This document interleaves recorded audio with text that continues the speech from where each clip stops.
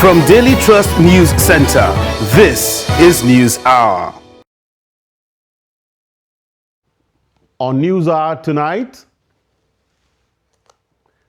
3 children killed in Jigawa building collapse. 3 more Chibok girls rescued.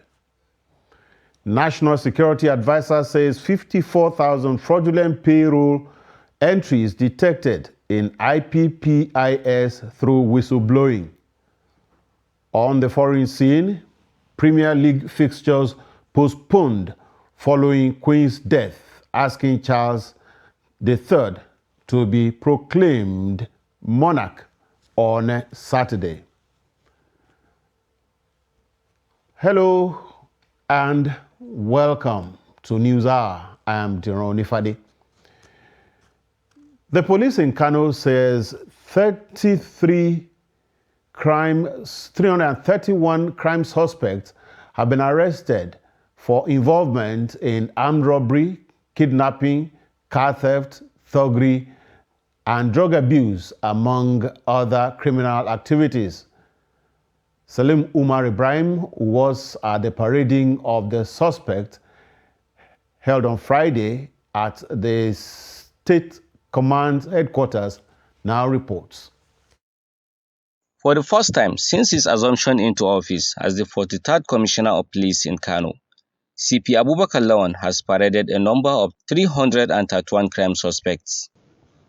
We have recorded the arrest of 51 armed robbery suspects, 69 kidnapping suspects, 12 suspected fraudsters, 7 human traffic suspects, 18 suspected motor vehicle and motor tricycles thieves, 6 suspected drug dealers, 168 suspected thugs, that is Endaba. While on the rescue side, we were able to rescue 11 kidnapped victims and 17 human trafficking victims. The command has also succeeded in recovery of dangerous weapons, arms, and illicit drugs. While in the recovery effort, we were able to recover 27 rifles, including 6 AK-47s, 4 Beretta pistols, 1 English pistol, 1 double-barrel gun, 1 locally made SMG, 2 locally made revolver pistols, and 6 den guns. Equally, we were able to recover about 24 motor vehicles, which are here. After this, you go around and see it. 12 tricycles, 2 motorcycles, 94 knives, 306 parcels, and 263 wraps of dried leaves suspected to be Indian hemp. 2 cartons of tramadol tablets, 1,200 pieces of Ectol tablets, 48 pieces of rubber solution, 30 motor vehicle batteries, 9 ceiling fans, 1 plasma TV, 1 grinding machine, 75 mobile phones that were snatched, 1 iron cutter, and bunch of keys. Meanwhile, some of the suspects, including thieves, kidnappers, and drug dealers, confessed to the crimes, while others claim innocence. Na farko muna yin kidnapping. Mun yi kidnapping akalla a kasar zai kai guda 10. To mun yi a Karaye, mun yi a Gwarzo, mun yi a Getso, mun yi a Malamfashi, nan mun yi a Kabo da sauransu dai. Mun yi a Kwana. Sannan kuma mun yi robbery zai kai kaman guda 8. Sannan a cikin robarin da muka yi akwai waɗanda suka yi amfani da mata, ni ma ina daga cikin guda ɗaya na yi. The suspects will be charged to court after completion of investigation. Salim Umar Ibrahim, Trust TV. The Department of State Services, DSS, on Thursday night arrested Abdullah Imashi, the father-in-law of the embattled bandits negotiator Tukur Mamu, as part of its clampdown on associates of the publisher. Operatives of the secret police also visited the house of Mamu's brother-in-law, Ibrahim Tinja, who was arrested and deported with the Desert Herald publisher on Wednesday.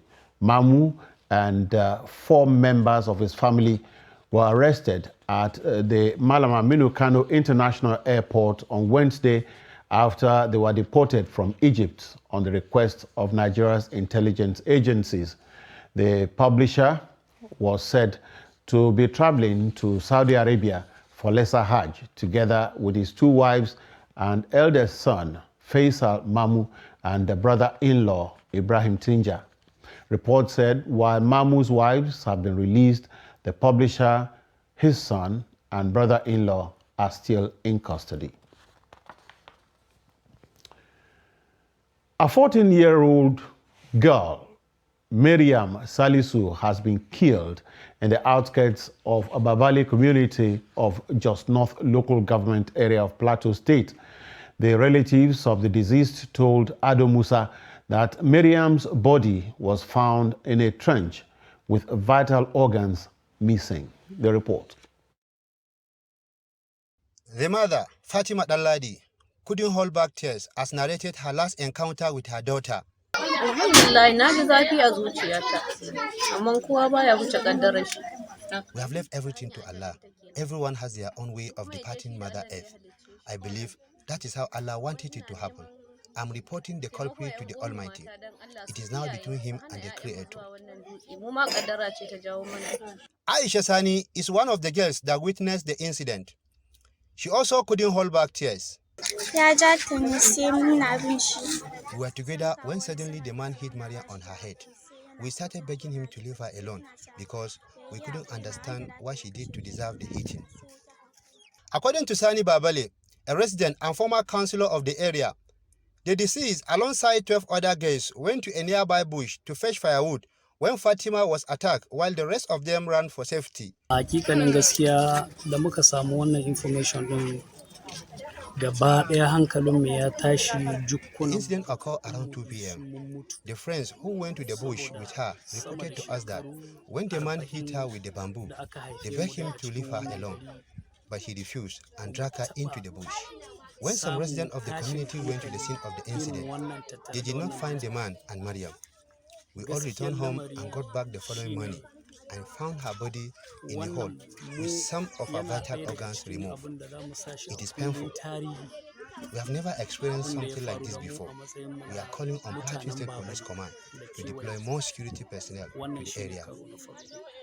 Residents of the community who came to sympathize with the victim's family call on the Plateau State Police Command and other security agencies to provide more security personnel in the area as activities of criminals have increased in recent times. Ado Musa, Trust TV News, Jos. The police command in Jigawa has confirmed the death of 3 children in a building that collapsed in Dutse local government area of the state. The command's public relations officer, PPRO, DSP Lawan Salisu, who confirmed this in a statement in Dutse, explained that the incident occurred on Wednesday morning in Yakasai area of Jigawa State. Due to heavy rains, the police PRO explained that upon receipt of the report, police moved to the scene, evacuated the victims, and rushed them to General Hospital Dutse. However, the 3 children who died on the spot before they could be rescued, as was certified by a medical doctor on duty. The PPRO added that the remains of the deceased had since been released to their families for burial. It is the second incident in a week as a building caved in on Sunday night, killing a housewife in Gwaram local government area of Jigawa State after a heavy rainfall. One person was reported killed while 2 others sustained various degrees of injury as hoodlums attacked traders at Ofiakpo along Idrisu Bagana Road in Omala local government area of Kogi State. An eyewitness reported that the traders were returning from Bagana Market around 3:30 p.m.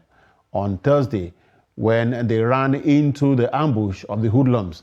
The traders were said to be traveling in a tricycle popularly known as Keke Napep when gunmen opened fire on them at a close range, killing one on the spot and injuring 2 others.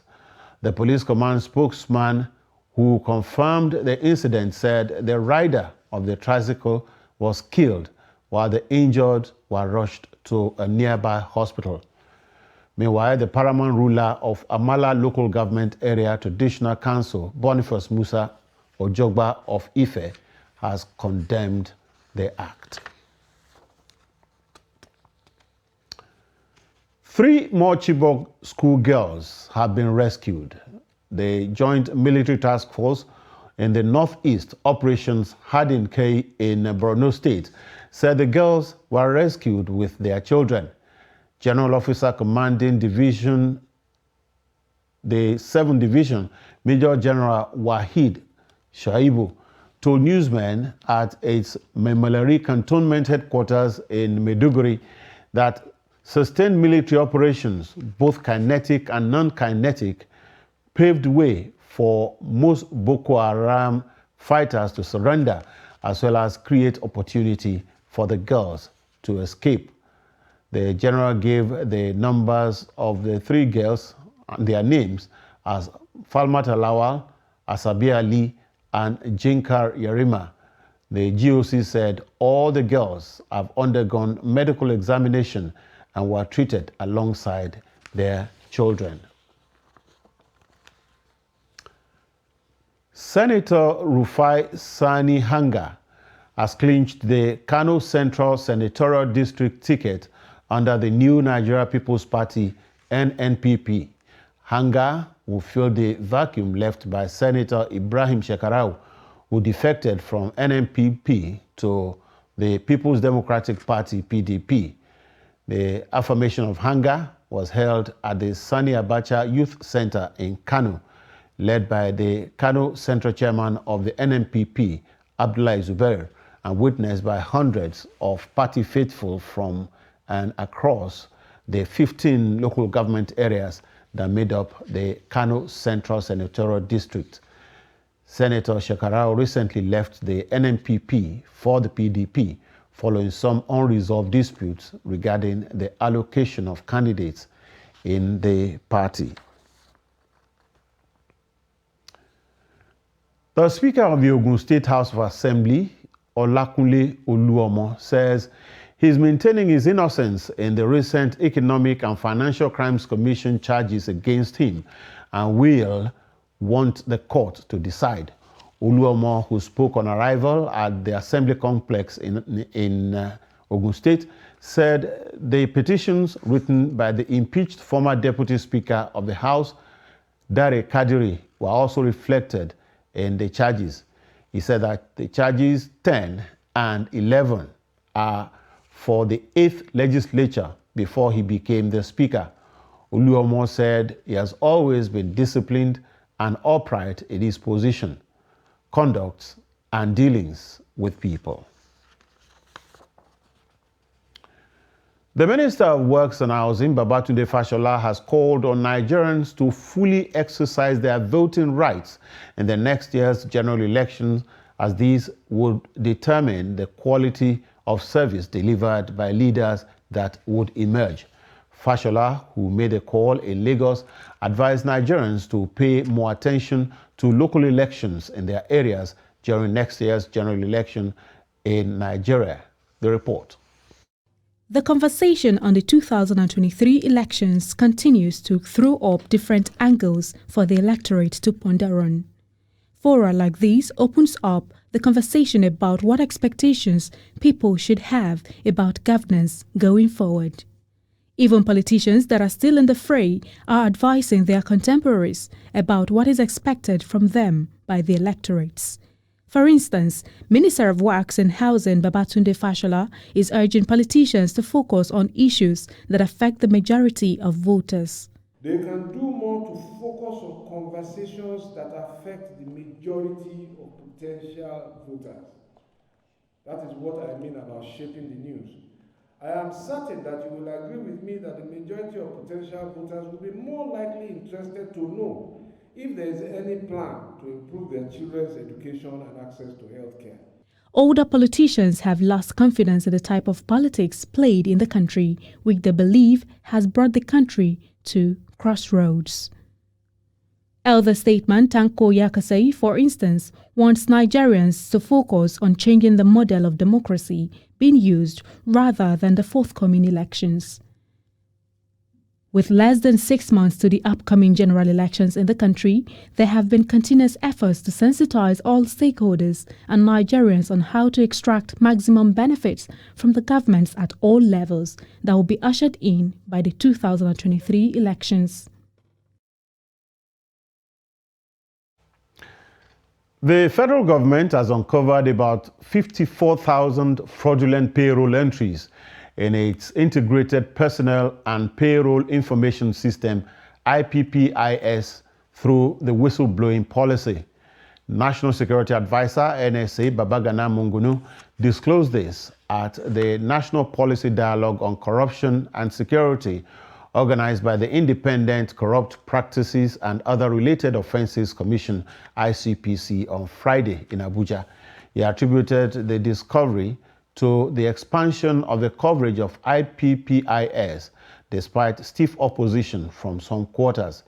He said the implementation of the Treasury Single Account TSA in more than 90% of all ministries, departments, and agencies of the government has resulted in the consolidation of more than 90,000 bank accounts previously spread across deposit money banks in the country, leading to the monthly saving of about 4 billion naira in bank charges. The event was convened to discuss the current security challenges and how corruption is fueling the problems in the country.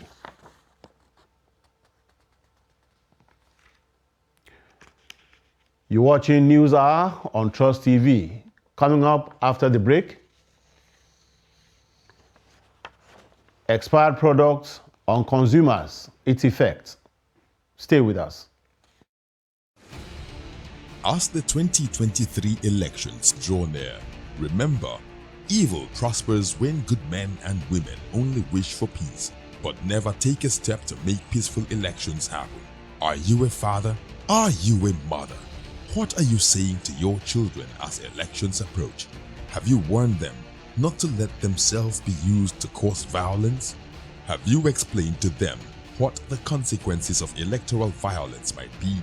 Do your part to make peaceful elections happen. Talk to your children. Protect them from unscrupulous politicians who want to put them in harm's way, while their own children are comfortable at home, within and outside the country. Let's join hands to make 2023 elections peaceful. This message is from the National Orientation Agency, NOAA.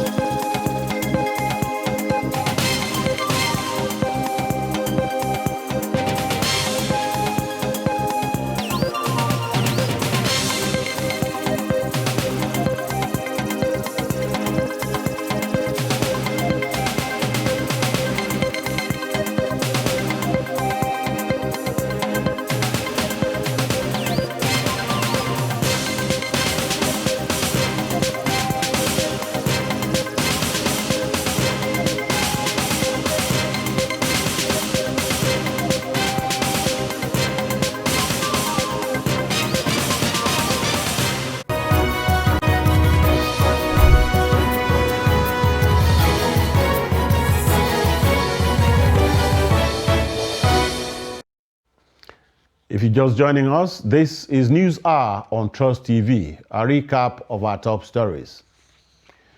3 children killed in Jigar building collapse.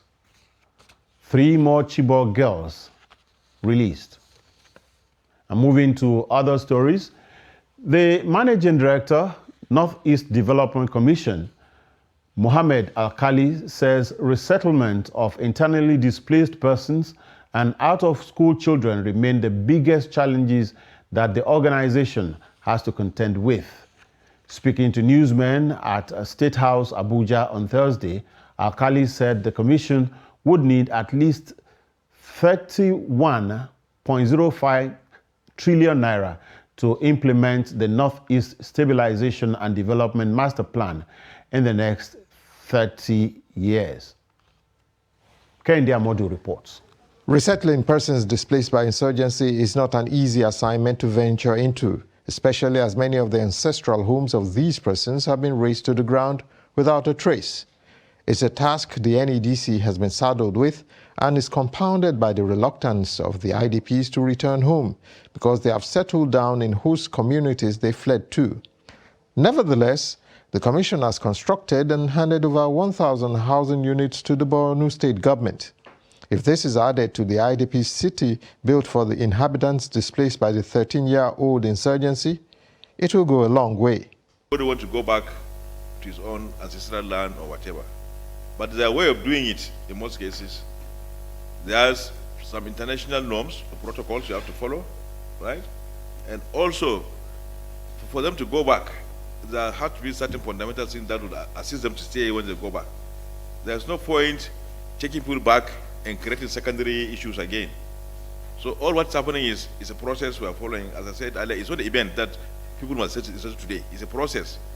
And people go to where they are safe, as they said, voluntarily and to a secure environment. The second twin challenge is out-of-school children, aggravated by the Almajiri problem in the region and the large number of orphans produced by the conflict. To address the problem, the NEDC has created an education endowment fund with a seed capital of 6 billion naira. It plans to dedicate 10% of its annual allocation to the fund. The number one problem we started with in the Northeast when the insurgency came in was the issue of out-of-school children. Displacement, everybody was displaced. They continue to be displaced, unfortunately, till today. And when we came in as NEDC, actually, we now quickly said, how do we address the issue of out-of-school children? First, then the Almajiri system, because they are linked, they are interwoven.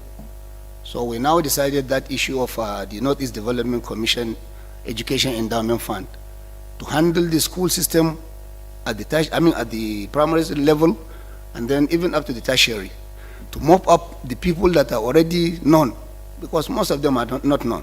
They are not privileged to be identified. Even though the census is going on, by the grace of God, we'll get the numbers from time to time. But most of them are not known. There is still a lot more in the kitty, with the Commission spending about 5.6 billion naira on the execution of 647 projects ranging from agriculture, health, education, energy and power across 112 local government areas in the Northeast.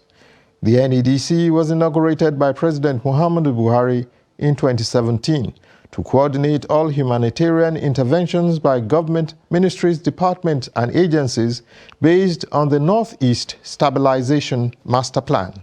From State House, Abuja, Kehinde Amodu, Trust TV News. The leadership and members of the Christian Association of Nigeria, CAN, Imo State Chapter, have sought divine intervention for the unity, peace, and development of the state and Nigeria at large.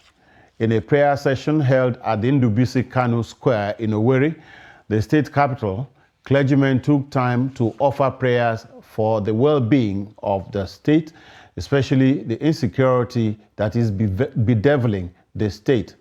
The state governor, Hope Uzodinma, who graced the occasion, expressed gratitude to the religious leaders for standing by him in the fight against insecurity and other evils destroying the peace of the state.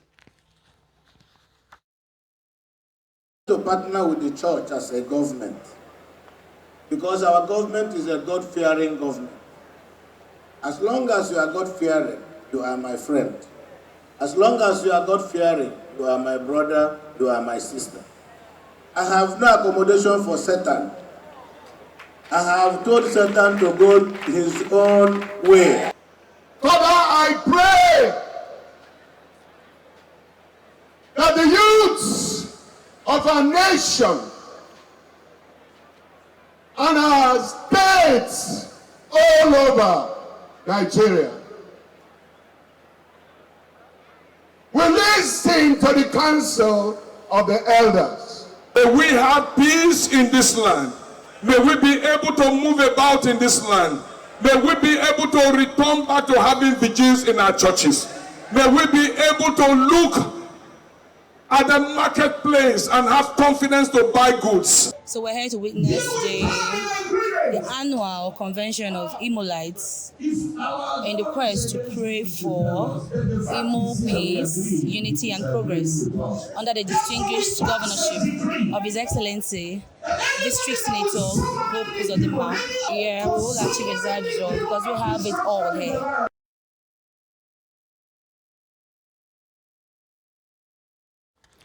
Artisans and laborers in Zamfara State have decried low patronage as a result of the hard economic situation in the country. They said inflation is making life difficult as prices of raw materials skyrocketed while patronage is low. The report. Mechanics, welders, and electricians who play a substantial role in everyday activities in communities are facing low or zero patronage. The sale prices of raw materials have now doubled, making it impossible for their customers to afford the current prices, which is affecting their jobs. Furthermore, banditry in Zamfara State has impacted adversely on every sector of the state's economy, which has increased in the level of poverty. This, they say, could be because people are being exploited to sell property to pay ransom to free family members in captivity. This development is creating untold hardship on residents, including artisans and laborers who work for other people to earn a living. Samuel Ezekiel is one of the mechanics in Gusau Metropolis.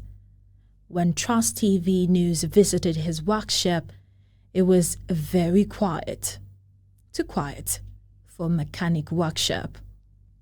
He was just sitting with other colleagues chatting while in away time. Ezekiel and his colleagues attributed the low patronage in their businesses to the survival instinct in man prioritizing living. They said that some of their customers decided to park their cars at home due to lack of money, which is subsequently affecting them. Actually, no work now like before. Everything will go down. Down. Really down. No movement, anything, no work. And our children, we don't be able to pay as the school fees most. So in fact, nothing good for this again. I'm trying to say. The situation of the country is going critically worst. We need somebody that will come and rescue this our nation, because the nation is falling every day. Life is not easy like before again, because things are going bad and worst. Because the situation now only God will rescue Nigeria. So everybody have to go back to God. The chairman of laborers, Mukhtar Abubakar in Gusau Metropolis, said everyone knows the current situation in the country. He said it is because of the situation they are demanding wage increase from 2,000 naira per ton for uploading to 3,000 naira to enable them cope with the current high cost of living in the country. Everyone knows that the situation in the country is not easy. That is why, as laborers, we try to save a little from what we earn. Sometimes the money we earn all goes into buying foodstuff because prices have increased outrageously. With little money in circulation and increase in prices, daily survival for even our business is now very difficult. People do not have money presently. What we are buying 1,000 naira is now 2,000 naira. People are in a difficult situation.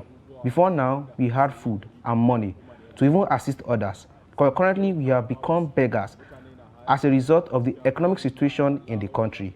We have low patronage in our businesses. Spare parts that we once bought at 1,000 naira are now 5,000 naira.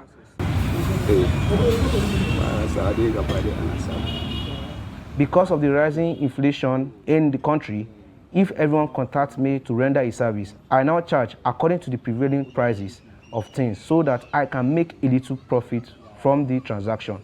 For these artisans and laborers, the current economic hardship is beyond them. They, however, pray for high-power intervention, but for now, it is the survival of the fittest. Now, similarly, furniture makers in Jos, the Plateau State capital, are decrying the high cost of logistics used in making furniture. They are also complaining of low patronage as a result of soaring prices of materials in recent times. Ado Musa takes a look at how the carpenters in Jos are coping in the face of inflation. The report.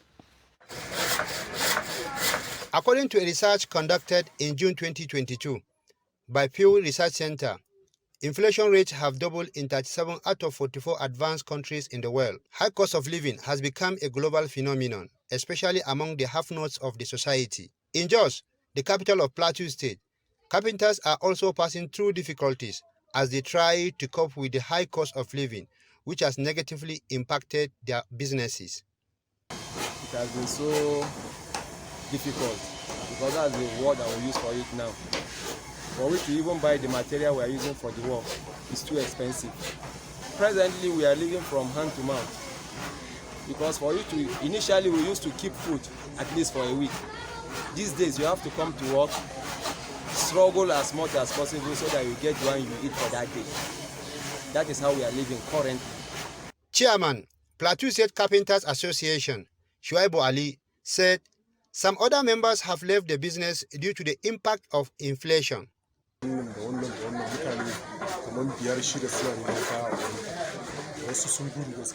The high cost of living has indeed affected our business. Many of us have left the business while some have even run out of the town because they are indebted. The materials we use in making the furniture are very expensive. Everything has either doubled or tripled. There has also been low patronage. We are appealing to government to hear our cry and make things easy for us.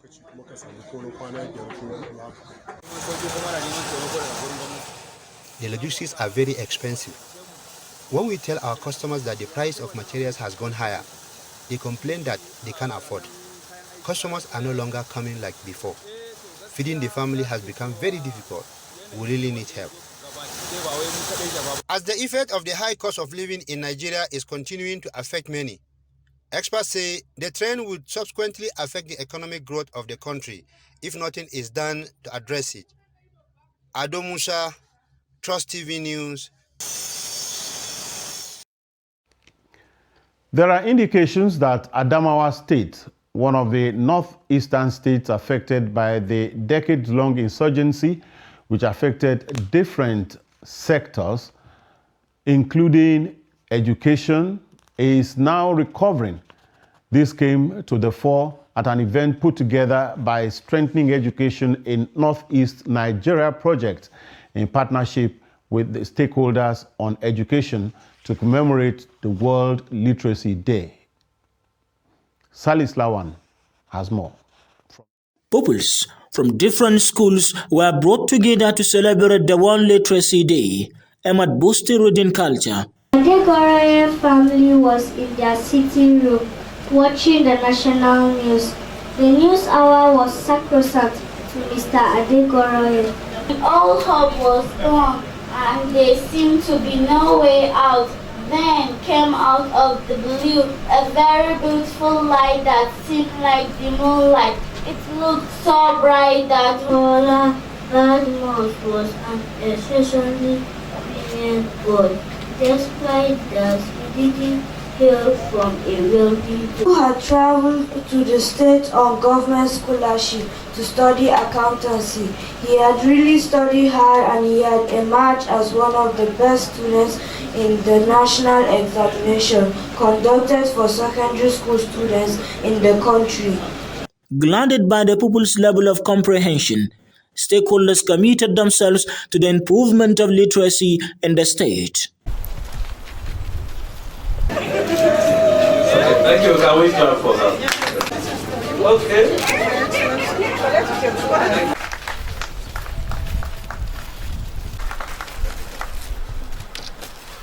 Although strengthening education in Northeast Nigeria project has recorded successes so far, they said more need to be done by parents to ensure that their children and wards are enrolled in schools. There is no point allowing children to go complete primary school, go to secondary school, complete secondary school, they cannot read and they are not able to write. Then we are just wasting our time and we are wasting the precious period of these young ones as well. So to mark this International Literacy Day, we are saying that parents should also engage to see that teachers do their work very well. The strengthening of the basic education system, especially the early grade learners, which is the foundation upon which education is built.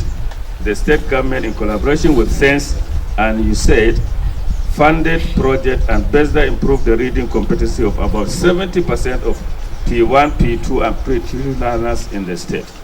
Advancing literacy helps to reduce poverty as more people will be empowered for better results in life. Silas Lawan, Trust TV News, Yola. Members of the Academic Staff Union of Universities, ASU, Nasarawa State University Wing, said they will not pull out of the ongoing national strike embarked upon by ASU until the lingering issues between the federal government and ASU are resolved. Chairman of the branch, Samuel Alu, stated this in an exclusive interview with Trust TV in Kefi. The report. There has been news making the rounds that some state universities may likely pull out of the ongoing national strike by the Academic Staff Union of Universities.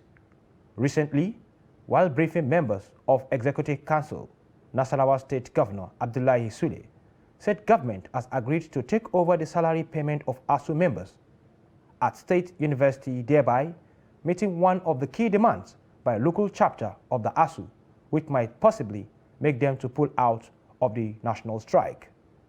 But speaking to Trust TV, chairman of the Nasarawa State University wing of ASU, Samuel Alu, who acknowledged the commitment of state government to ASU members, explained that the strike is not local and cannot be suspended locally, as the chapter has already domesticated all resolutions taken at the National Executive Council meeting of ASU, including continuation of the strike. Nasarawa State University branch is not on national strike because of the local issues.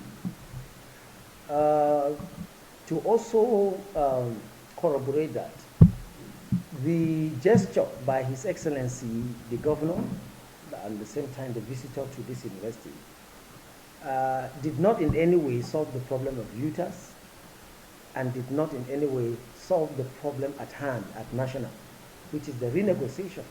So what he has succeeded in doing, which we are applauding, is that he has solved the impending local strike that was likely going to take place in Nasarawa State University immediately after the national strike is suspended. While calling on the government to do the needful to enable members return to classrooms, the ASU chairman commended students for their patience despite the effects of the strike on them. I want to commend the students, the Nigerian students, for being patient with ASU and for tolerating the kind of government we have in place.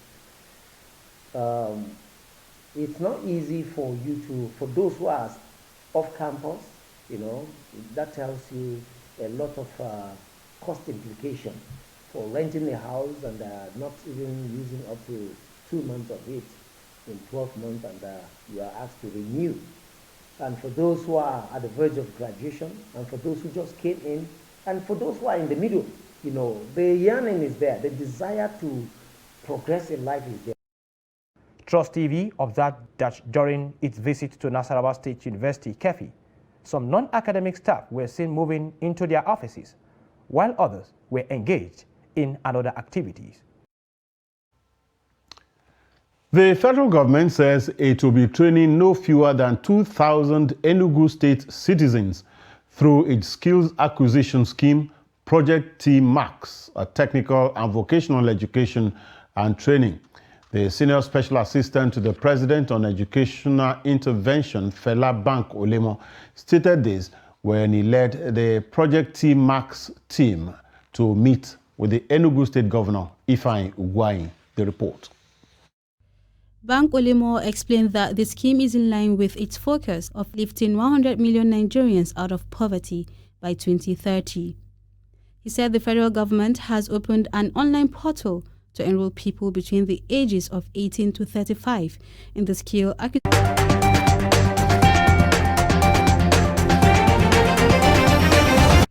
Bank Olemo explained that the scheme is in line with its focus of lifting 100 million Nigerians out of poverty by 2030.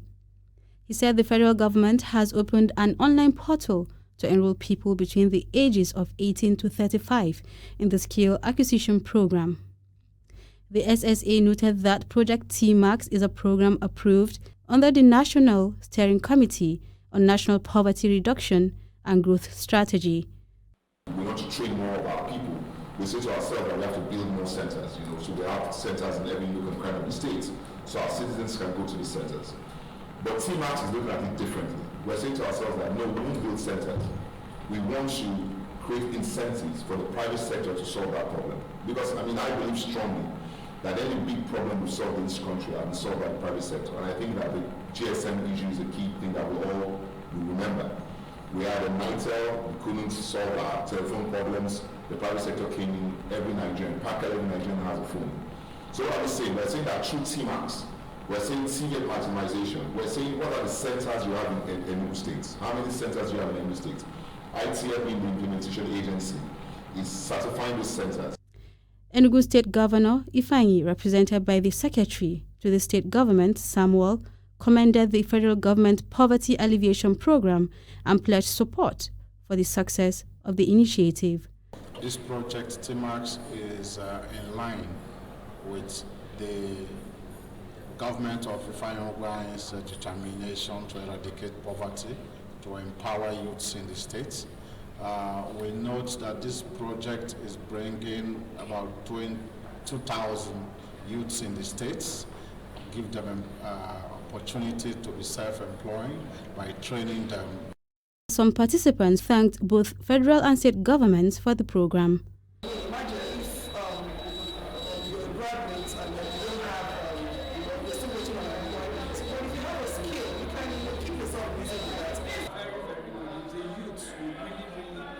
Take it very seriously, it will really reduce the unemployment level. This project is a very noble one.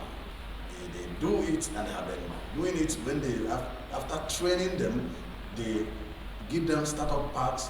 Sometimes they give them they even pay for workshops. Stakeholders believe that initiatives like this training would help stem youth restiveness and engage more young people in productive ventures. And we do apologize for the small glitch somewhere in the course of that report. The chairman of the Independent National Electoral Commission, INEC, Professor Mahmood Yakubu, has explained why the commission changes result sheets during the elections. Yakubu spoke in Abuja on Friday at a stakeholders conference on election results management and the launch of the Election Result Analysis Dashboard ERAD of YIAGA Africa as part of measures to strengthen the 2023 elections. YIAGA Africa came up with the ERAD initiative. The INEC chairman commended the civil society organization, saying that INEC is ready to collaborate with YIAGA to make the project work. He also spoke about how the dashboard helped to amplify INEC's work during the last governorship election in Osun State.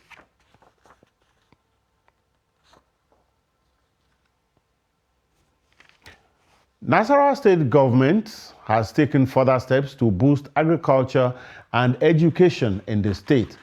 This followed a memorandum of understanding signed on Saturday with the Oriental region of Morocco on the sidelines of the Forum of African Regions in Saida, Morocco.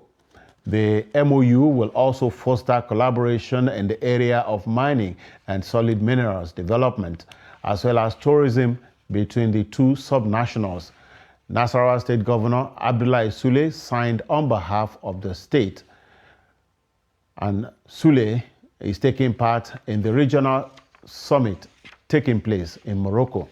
The MOU will be implemented within the framework of the Africa Continental Free Trade Agreement. The negative effect of expired products on the well-being of consumers was called for and has called for the need to address the menace of unapproved and unsafe production. In this report, Trust TV's Aisha Saliu examines the role of regulators and traders in curbing the menace. The report. Consumption of expired food items, according to experts, have negative impact on health and wellness of the consumers. These can lead to a number of health challenges that may ultimately require hospitalization. Hence, ensuring that a proper check is done on every product to ascertain its validity for usage through the information of best before date or expiry date displayed on the package is pertinent. For traders who experience the repackaging of expired products by manufacturers or may have had to deal with purchasing these substandard products ignorantly over time, they say it's bound on them to dispose of upon discovery instead of putting prospective customers at harm's way. Immediately I find out that this almost expired, I share it out. I dash it out because I don't want a situation whereby somebody will buy a goods and find out that it's expired to return it back. I don't like such. I don't sell it out and I don't return it back because I know returning it back they are losing. So I prefer to me to lose. I will ask the person why they are selling market before I buy. This thing you need to expire, I you don't expire. May you tell me the truth. If the thing expire, I no go buy. I can check it by myself before I buy. I will carry and come my shop to sell for my FIFO. Although the Federal Competition and Consumer Protection Commission said its memorandum of understanding with other sector regulators like Standard Organization of Nigeria and the National Agency for Food and Drug Administration Control gives them the right to continue to work towards achieving total eradication of the menace, they are calling on members of the public to report such cases, adding that customer education is paramount. Products have best before dates. They have their expiry dates that are usually displayed. Most people don't look at the things before they buy products, and we encourage them. It's part of our consumer education and awareness that we do. The responsibility of the supplier to make sure that this information data is given on all purchased products so that the buyer is informed and makes an informed decision. And we go on inspections to supermarkets, to markets, open markets, and find out. Whenever we find that things, we seize them. We seize them and bring them back to us here. We look at them, we find out, work together, of course, with NAFDAC and so on, find out if they have really gone against the law, and we go ahead and prosecute. The FCCPC said there are a number of suspected cases of repackaging of expired food items under investigation and others awaiting court verdicts. The agency then called on the public to support the fight against such unwholesome activities that are detrimental to the health of people. Aisha Salihu, Trust TV News, Abuja. For more business, let's join Chamun Dabeng.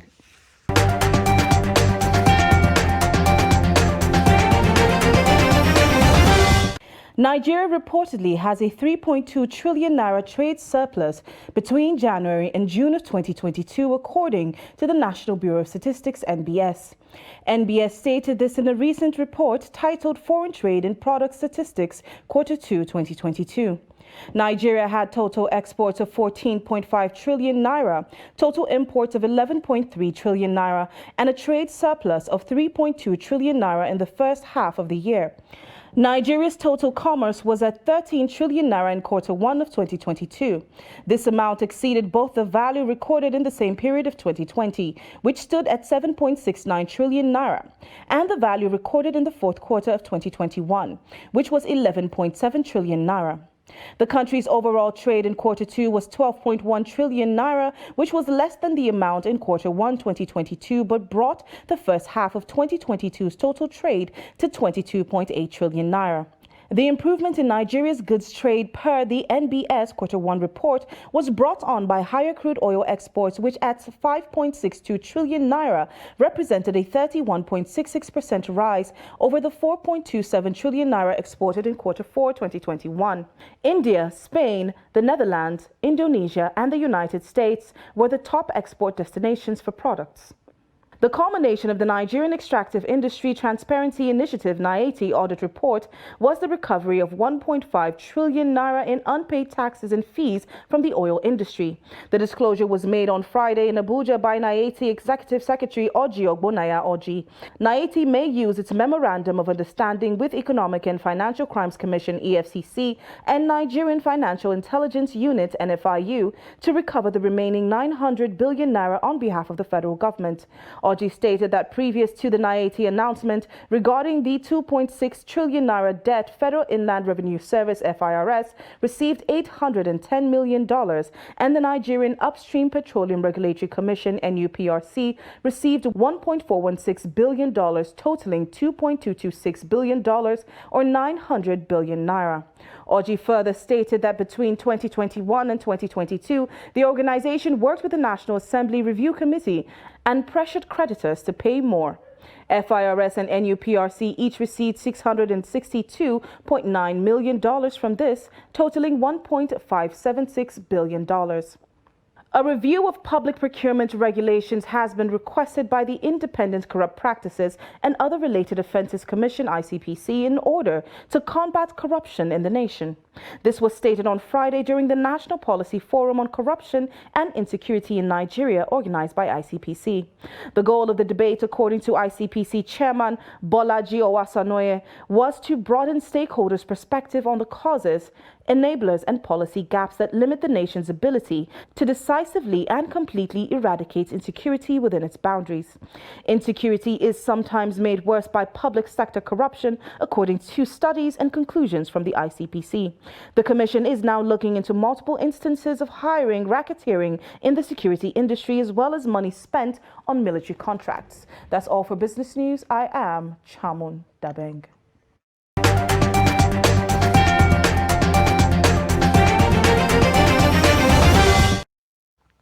And away from business, people from across the globe continue to pay tribute to the late Queen Elizabeth, the longest reigning monarch that ruled England.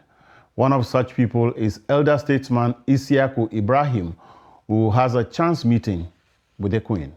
Ibrahim described her death as monumental to the entire world. Kabir Lawal reports.